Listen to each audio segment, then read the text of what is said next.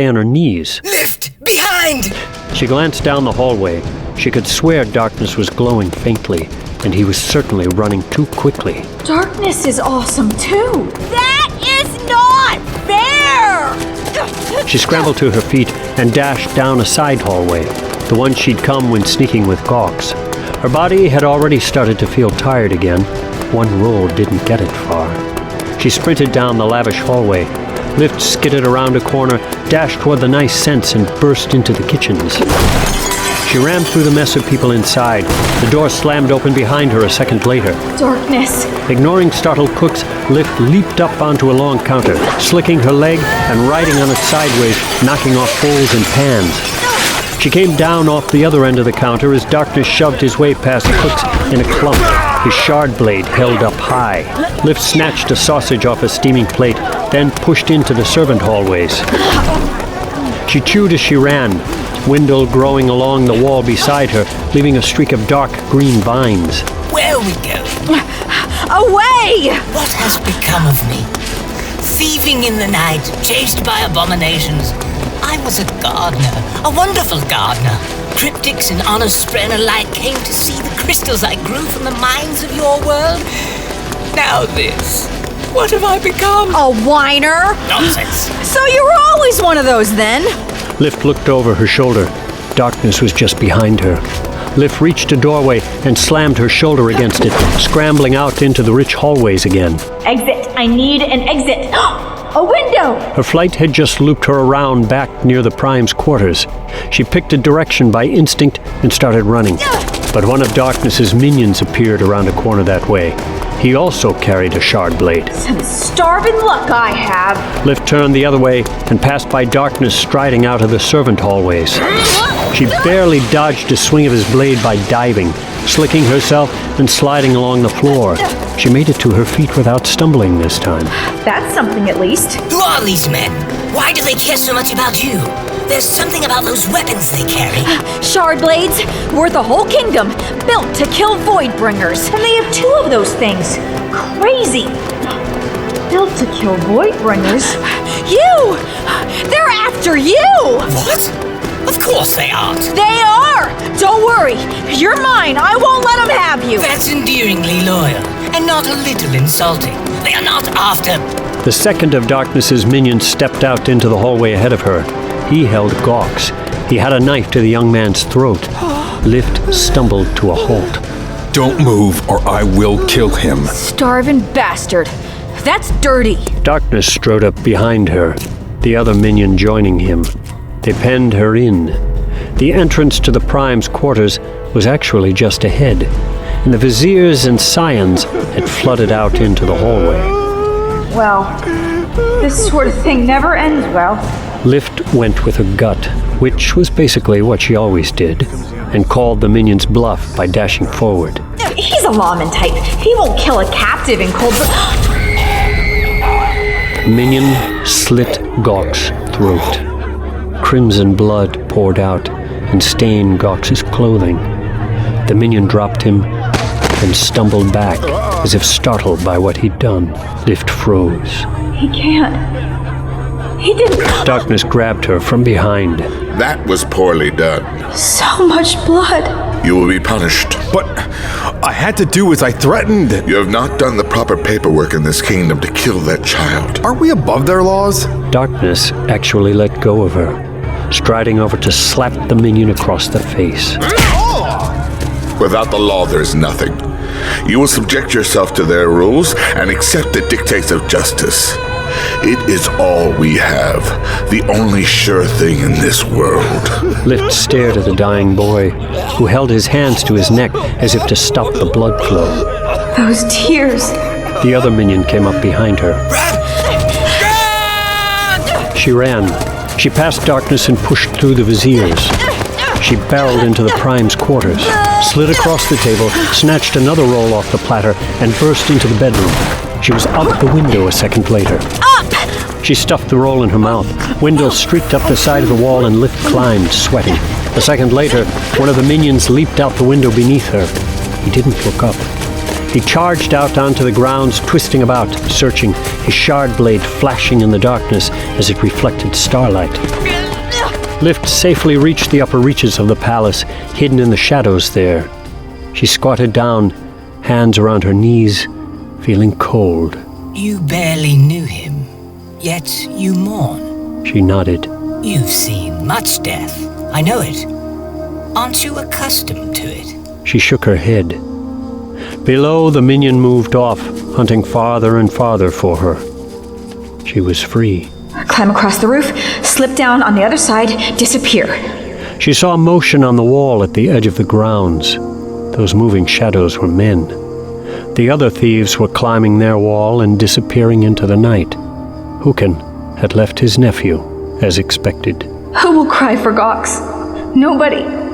They'll be forgotten, abandoned. Lift released her legs and crawled across the curved bulb of the roof toward the window she'd entered earlier. Her vines from the seeds, unlike the ones Wendell grew, were still alive. They'd overgrown the window, leaves quivering in the wind. Run! Go! You spoke of something earlier. Regrowth. Each bond grants power over 2 surges. You can influence how things grow. Can I use this to help Cox? If you were better trained, yes. As it stands, I doubt it. You aren't very strong, aren't very practiced. And he might be dead already. Why do you care? Because someone has to. For once, Lift ignored what her gut was telling her and, instead, climbed through the window. She crossed the room in a dash. Out into the upstairs hallway, onto the steps. She soared down them, leaping most of the distance. Through a doorway, turn left. Down the hallway, left again. A crowd in the rich corridor. Lift reached them, then wiggled through. She didn't need her awesomeness for that. She'd been slipping through cracks in crowds since she started walking. Gox lay in a pool of blood that had darkened the fine carpet. The viziers and guards surrounded him. Lift crawled up to him. His body was still warm, but the blood seemed to have stopped flowing. His eyes were closed. Too late? I don't know. What do I do? I'm not sure, mistress.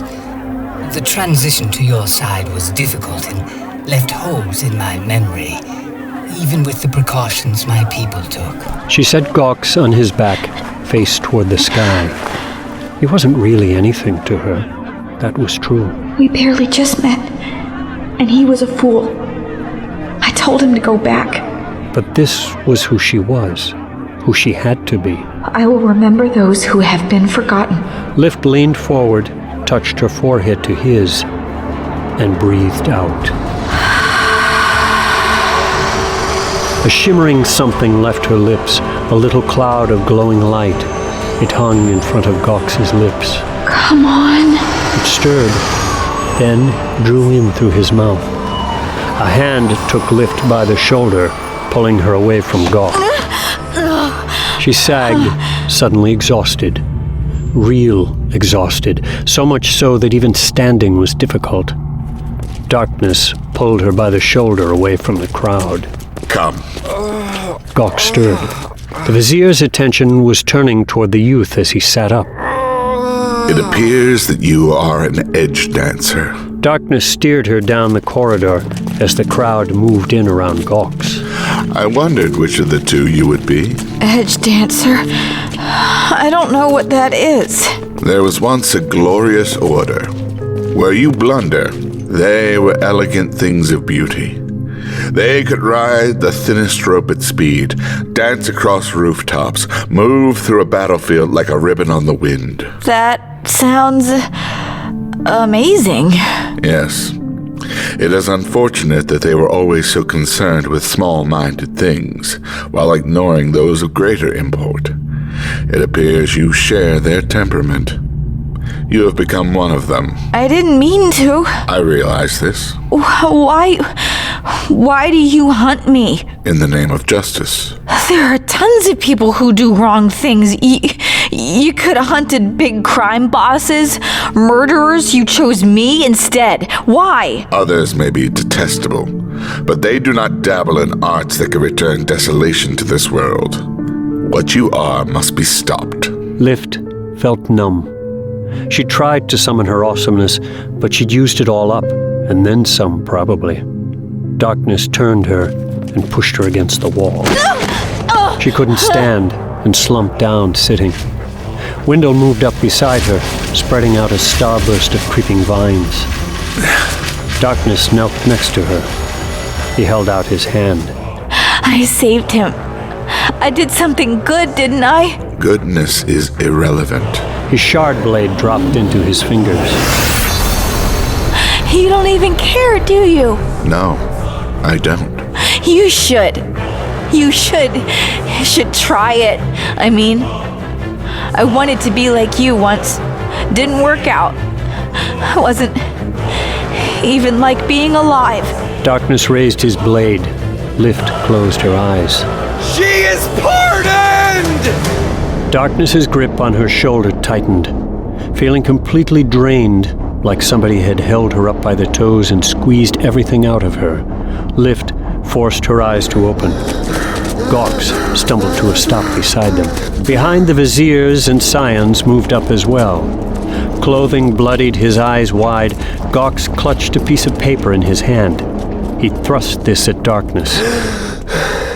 I pardon this girl. Release her, Constable. Who are you to do such a thing? I am the Prime Akasix, ruler of Azir. Ridiculous. The Catasixes have spoken. The heralds. They have done no such thing. You are mistaken. We have voted. This young man's application was the best. What application?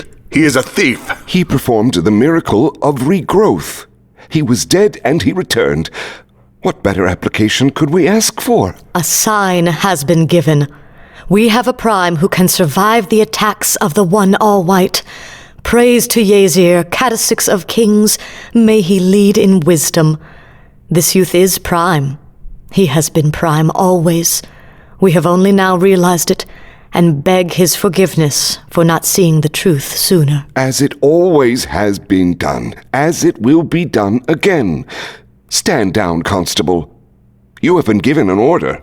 Darkness studied Lift. She smiled tiredly. Show the starving man some teeth. That's the right of it. His shard blade vanished to mist. He'd been bested, but he didn't seem to care. Not a curse, not even a tightening of the eyes. He stood up and pulled on his gloves by the cuffs, first one, then the other.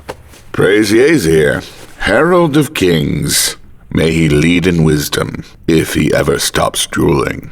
Darkness bowed to the new prime, then left with a sure step. Does anyone know the name of that constable? When did we start letting officers of the law requisition shard blades? Gawks knelt beside Lift. So you're an emperor or something now? Yeah, I'm still confused. It seems I performed a miracle or something. Good for you. Can I eat your dinner?